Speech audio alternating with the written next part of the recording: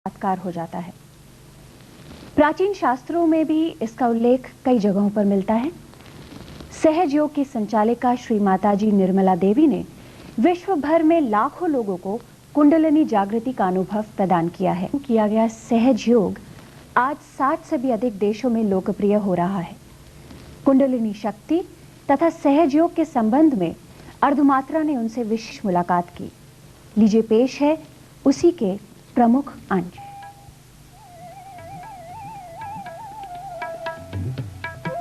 हमने रामायण सीरियल में देखा कि महर्षि वाल्मीकि ने लव कुश को कुंडलिनी शक्ति का ज्ञान दिया।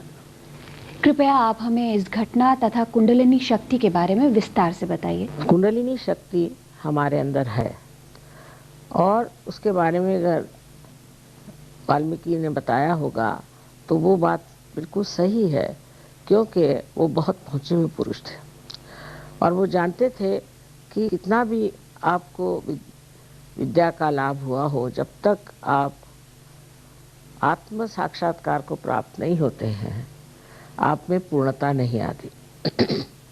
अब ये जो शक्ति है इसके बारे में हमारे देश में अनादिकाल से बहुत से लोग जानते थे और उनको गुरु कहा जाता था, सद्गुरु कहा जाता था और इन लोगों ने इसके बारे में बहुत गहन तपस्या के द्वारा इसका ज्ञान जाना था। कुंडलिनी नाम की शक्ति हमारे त्रिकोणाकार अस्थि में रहती है और उसको कुंडलिनी इसलिए कहते कि 3.5 कुंडलों में वो बैठी हुई। ये शक्ति के बारे में आश्चर्य की बात है कि ग्रीस में भी लोग जानते थे, क्योंकि जिस हड्डी में त्रिकोणाकार अस्थि में ये बैठी हुई है उसको ये लोग सेक्रम बोन कहते हैं, माने सेक्रेड बोन, माने ये कोई तो भी परम पवित्र ऐसी हड्डी हमारे अंदर है। तो बहुत सी बातें ग्रीक लोगों ने पता नहीं या तो हम लोगों से अपनाई थी या उन्हीं के अंदर सहज में ही ये बातें आई थी। हमारे देश में ये आत्म साक्षात्कार करने का प्रयोग अनेक वर्षों से होता रहा।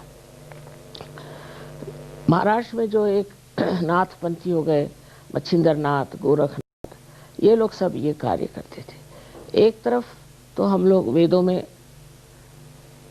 पढ़े हुए थे और वेद का मतलब होता है विद, माने जो चीज़ आप जानते हैं, परम ज्ञान को जानना अपनी सेंट्रल नर्वस सिस्टम में, उसी को वेद कहते हैं। विद होना चाहिए और पहले ही उनके श्लोक में लिखा है कि ये सब पढ़ के अगर आपको विद नहीं हुआ तो बेकार। दूसरा मार्ग अपने यहाँ भक्ति का था कि लोग भक्ति करते थे और भक्ति से वो अनेक देवताओं को प्रसन्न करने का प्रयत्न करते थे। पर बीच का मार्ग जो था वो था सहज कुंडलिनी का जागरण करना और ये कार्य नाथपंथी करते थे। ये सब संस्कृत में ही लिखा गया है और इसके बारे में चर्चा संस्कृत में होती थी। महाराष्ट्र में 12वीं शताब्दी में ज्ञानेश्वर जी ने इस मामले में अपने गुरु, जो कि उनके स्वयं भाई साहब थे, उनसे कहा कि मुझे अगर आप आज्ञा दें तो ज्ञानेश्वरी में मैं उसके बारे में लिखना चाहता हूँ जो शक्ति हमारे अंदर है और जिसके द्वारा हमें आत्म साक्षात्कार होता है, क्योंकि इसके बारे में लोगों ने स्पष्ट रूप से कहीं लिखा। तो उन्होंने जब आज्ञा दे दी तो उन्होंने उनका जो 6वां अध्याय है उसमें बहुत साफ तरीके से कुंडलिनी का वर्णन किया। ये वर्णन होने पर भी जब ये किताब धर्म मार्तंडों के हाथ में पड़ गई तो उन्होंने कहा कि ये तो अपने बस का है नहीं कुंडलिनी का जागरण। तो उन्होंने कहा ये जो अध्याय निषिद्ध है, इसको यूज नहीं करना। इसलिए कुंडलिनी के बारे में ज्ञान कम होने लग गया। पर उसके बाद भी 16वीं शताब्दी में महाराष्ट्र में ही अनेक संत हो गए, बहुत बड़े बड़े। श्री रामदास जो कि शिवाजी के गुरु थे, तो उनसे किसी ने पूछा कि कुंडलिनी का जागरण कैसे होता है, तो उन्होंने कहा तत्क्षण, उसी क्षण होता है, पर एक देने वाला भी चाहिए और एक लेने वाला भी चाहिए।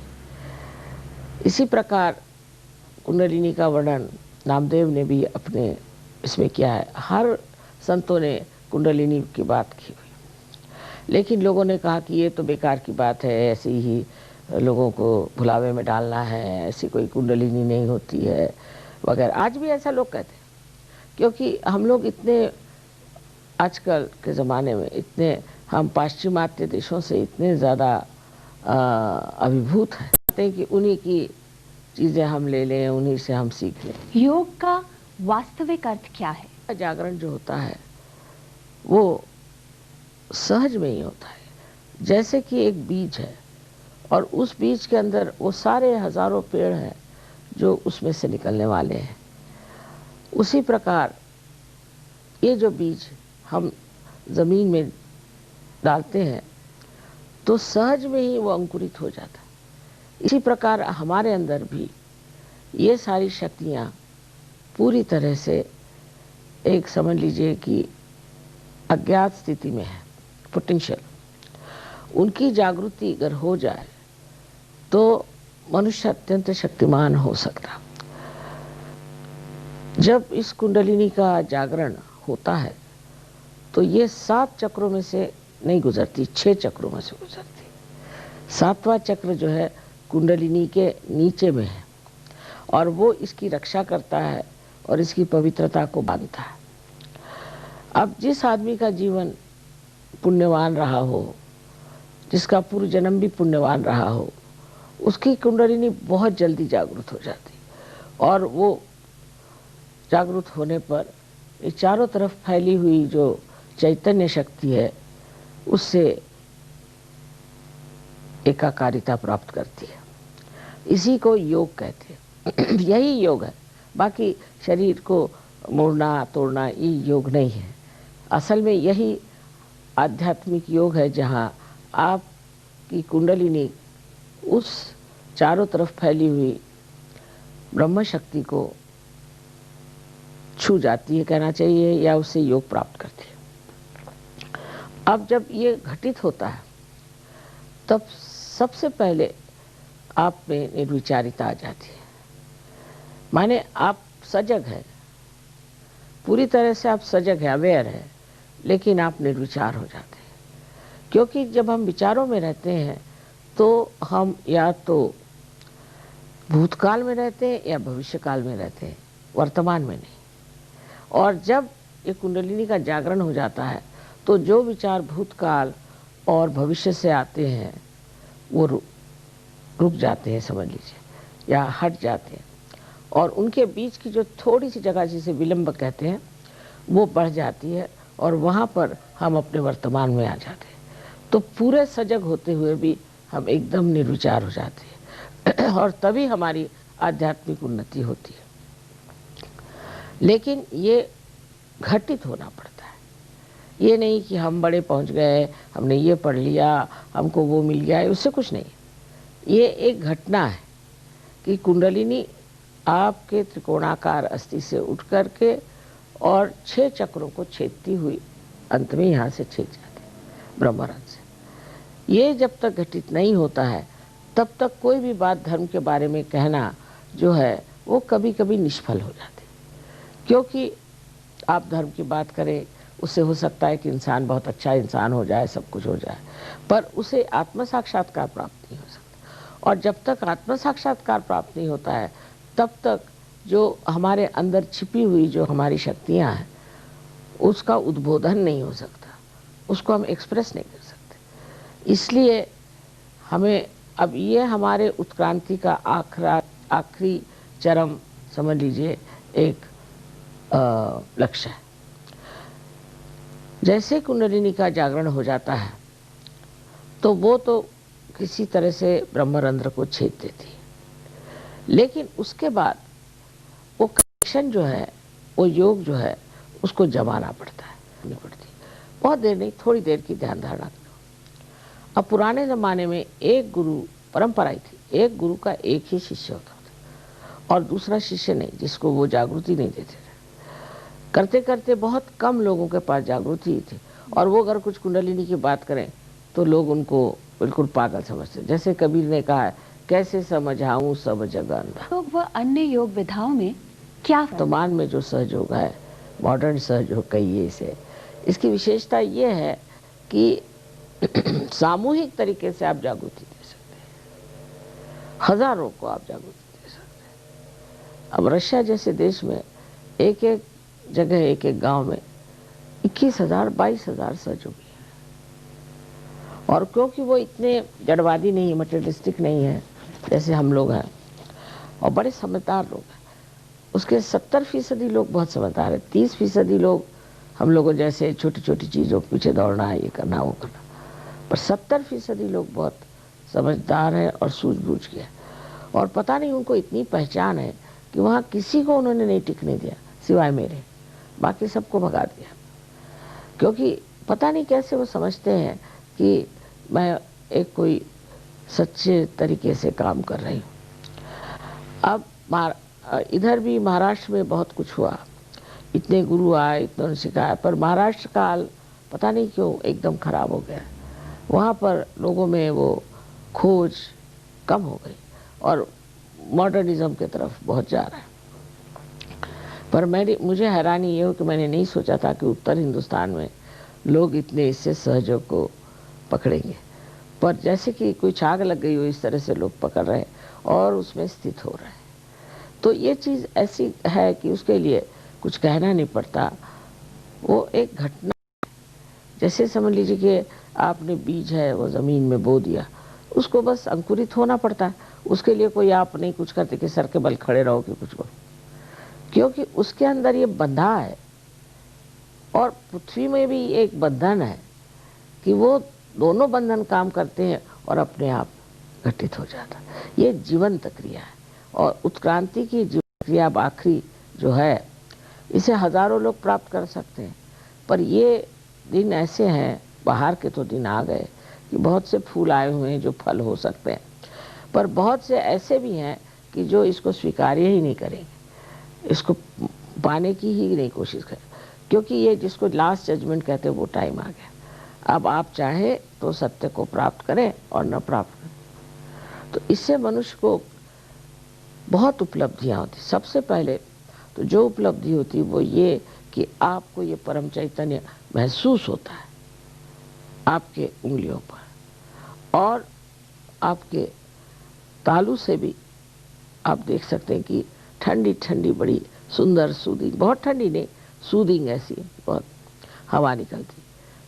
आदि शंकराचार्य ने इसे सलीलम सलीलम कहा। तो ये जो हाथ में वाइब्रेशंस ठंडे ठंडे आते हैं, इसको स्पंद कहा, स्पंद होता। अब उससे ये जो आपके सिंपैथेटिक, ये 5, 6 और 7, इस तरह से ये सिंपैथेटिक एंडिंग्स हैं। तो इससे चक्र हैं ये सारे, और आपको पता हो जाता है कि आपका कौन से चक्र में गड़बड़ है, उंगलियों पे पता हो जाएगा। दूसरों के कितना है ये भी पता हो जाएगा, क्योंकि सामूहिक चेतना में आप जागरूक हो जाते हैं। एक नया आयाम, एक नया डायमेंशन आपके अंदर आता है, जिसमें आपके अंदर सामूहिक चेतना आ जाती है। आप दूसरे इंसान के भी चक्रों को देख सकते हैं। अच्छा, जब आपने दूसरे देख लिया, अपने भी जान लिए, अगर आप ये सीख ले, इसको हम शुद्ध विद्या कहते हैं कि ये चक्र कैसे ठीक किए जाए, तो आप उनकी भी मदद कर सकते हैं और अपनी भी मदद कर सकते हैं। अब दूसरी शक्ति जो जागृत होती है वो ये कि आप भी दूसरों को आत्म साक्षात्कार दे सकते हैं, आप भी कुंडलिनी को उठा सकते हैं, आप भी उनको उनकी शारीरिक, मानसिक, बौद्धिक और आध्यात्मिक जो कुछ भी परिस्थिति है उसे ठीक कर सकते हैं। इस प्रकार हम सारे लोगों को ही ठीक कर सकते हैं जो यहाँ आए और इसको प्राप्त करना चाहें, जिससे कि सारे ही समाज का भी उद्धार हो सकता है। इतना ही नहीं, अपने देश का उद्धार हो सकता है, सारे विश्व का उद्धार हो सकता है। और इसके घटित होने से जो और दूसरी बात बहुत बड़ी हो जाती है वो ये कि हमारे अंदर धर्म जागृत होता, अंदर जागृत होता, बाह्य में। जैसे कि कोई हिंदू हो, चाहे मुसलमान हो, चाहे ईसाई हो, वो कोई सा भी पाप कर सकता है, कोई सी भी गलत काम कर सकता है, उसके ऊपर उसके धर्म का कोई बंधन नहीं पड़ता। लेकिन ये चीज़ ऐसी है कि जब आपके अंदर धर्म जागृत हो जाता है तो फिर आप कोई अधर्म काम कर ही नहीं सकते। आपके अंदर अनुकंपा, करुणा, ये सब जागृत हो जाते हैं, और ऐसा होते हुए भी आप अत्यंत शक्तिशाली, डायनामिक हो जाते हैं। आप कितने कार्य करते रहें, कुछ भी करते रहें, आपको थकान नहीं आती, और आप बहुत प्यार से, बहुत शांतिपूर्वक सब कार्य करते हैं।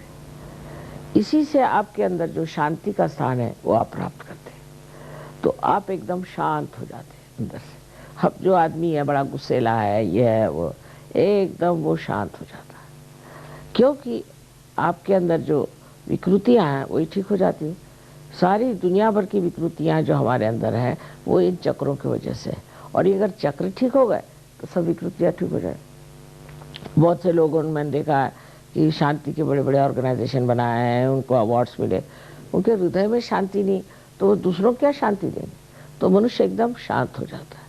और हमने देखा अब हमारे यहाँ 7 देशों में ये कार्य हो रहा है, और हजारों लोग आते हैं, साथ मिलते हैं, जुलते हैं।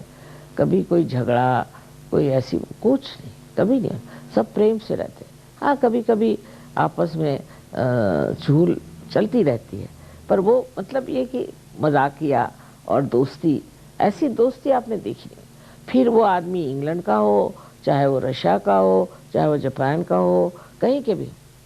तो एक ये चीज जिसको कहते हैं कि सामूहिक प्रेम आपस में आ जाता, और उसके कारण धर्म जब जागृत हो जाता है तो ये पता चल जाता है कि सब धर्म समग्र है, उनकी समग्रता समझ में आ जाती है। आप किसी भी धर्म को बुरा नहीं कहते, और सब धर्म के जितने भी प्रवर्तक हो गए सबको, सबकी पूजा करते। श्री माता जी, क्या ये सही बात है कि सहज योग से अनेक मानसिक व शारीरिक रोगों से मुक्ति होती है? आपका जो चक्र है उनकी वजह से जो शारीरिक प्रश्न है, जैसे कि साइकोसोमैटिक डिजीजेस है, कैंसर आदि, जो कि डॉक्टर्स ठीक नहीं कर सकते, वो सहयोग से ठीक हुआ है, इसमें कोई शक नहीं। पर पहले आपको सत्य को खोजते हुए आना चाहिए, न कि आप बीमारियां लेके पहुंच जाए। सत्य को खोजने वालों को बीमारी से मुक्ति मिल जाती है, और वो दूसरों को भी दिलवा सकते हैं। पर पहले जो है आपको खोज होनी चाहिए, क्योंकि आप सोच सकते हैं कि परमात्मा के पास सबसे ज़्यादा बुद्धि है, कॉमन सेंस। तो वो देखते हैं कि जो लोग किसी काम के नहीं, उनको ठीक करने से भी वो किसी को प्रकाश नहीं देते, तो ऐसे दिए काहे को ठीक करो।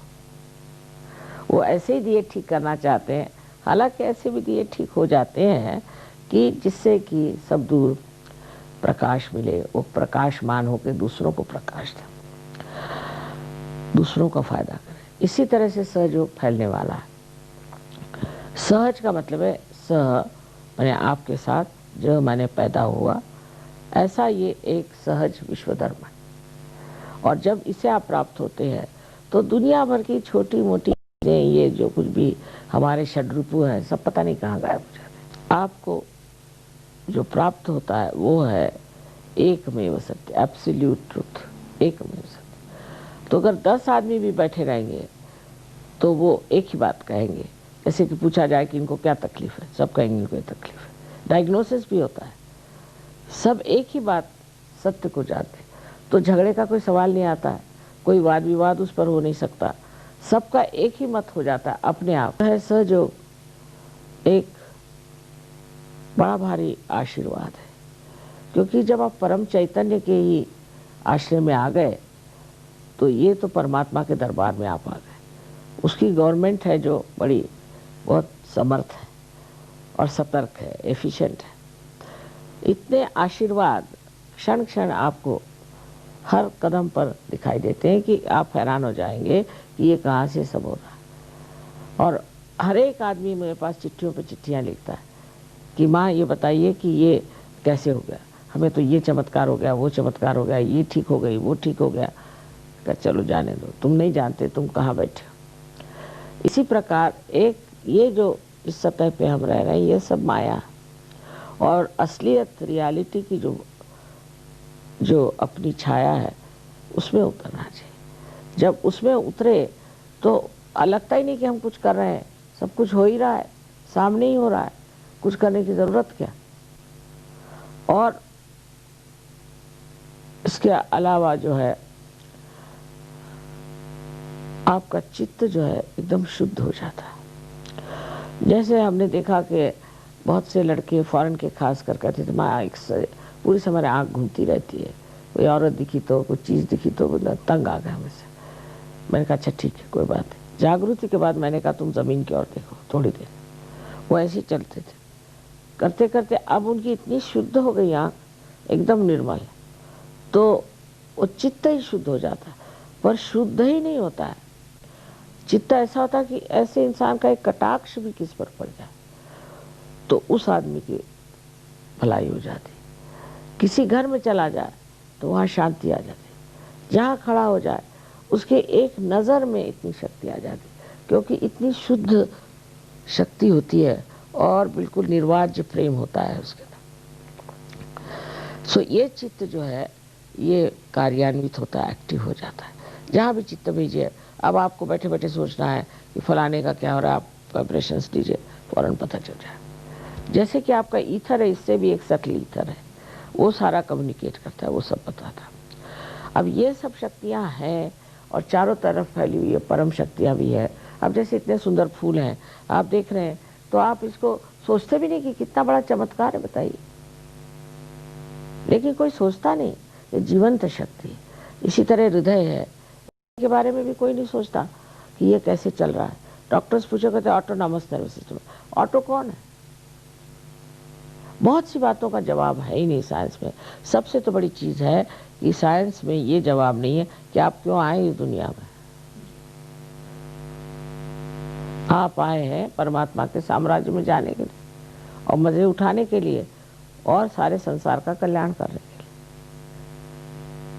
लिए। ये जब आपको ज्ञात हो जाता है तो इसमें पैसा, अब हम लोग तो पैसा लेते नहीं, आप जानते हैं, बगैर पैसे के सब लोग लगे रहते हैं। अब इतना बड़ा कार्य और मेरे तो कोई सेक्रेटरी भी नहीं है, जो देखिए वही मेरे सेक्रेटरी हैं और सब बिल्कुल पूरे मन से कार्य करते हैं, उसी में उनको आनंद आता है और इसी की बातें करते रहते हैं और कोई बात ही नहीं कि किसका कैसे कल्याण किया जाए, उस देश को कैसे ठीक किया जाए, वो कैसे ठीक किया जाए, बस इसी पे लगे रहते। तीसरी जो सबसे ऊंची बात है इसमें कि आप एक आनंद में उतर जाते हैं।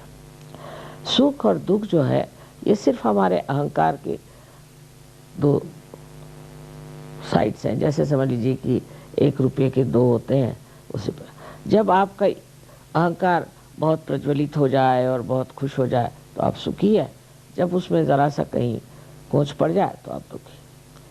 पर इसमें आने पर आप आनंद में हो जाते हैं। आनंद में द्वैत नहीं है, अद्वैत है, ड्युअलिटी नहीं। बस आप देखते रहते हैं सब चीज़ को और सब चीज़ का आप आनंद उठाते रहते हैं। मतलब ये कि आप एक साक्षी स्वरूपत्व आप में आ जाता है। हर एक चीज़ एक ड्रामा आप इस तरह से देखते हैं। इसलिए आजकल का जो टेंशन और स्ट्रेस वगैरह के ये तो सब गायब हो जाता है। मैं तो सबसे मजाक में कहती हूँ कि यहाँ देखो अब छेद हो गया है तो सब चीज़ें निकल जाएंगी तुम्हारे। लेकिन समझने की बात यह है कि ये सब हमारे अंदर है, ये समा है, इस वक्त होने वाला है, आपको इसके लिए पैसे नहीं देने हैं, पर तो भी लोग सब चोर चकोर इस तरह के गुरुओं के पास घूमते। तो अब क्या किया जाए, उनकी बुद्धि को कोई बदल तो नहीं सकता। सो इस वक्त ये सोचना चाहिए कि हमें पाना क्या है, हमें अपनी पूर्णता पानी, और उसके लिए कुछ आपको करना नहीं है, कुछ देना नहीं, थोड़ा समय देना पड़ता है, बहुत थोड़ा सा।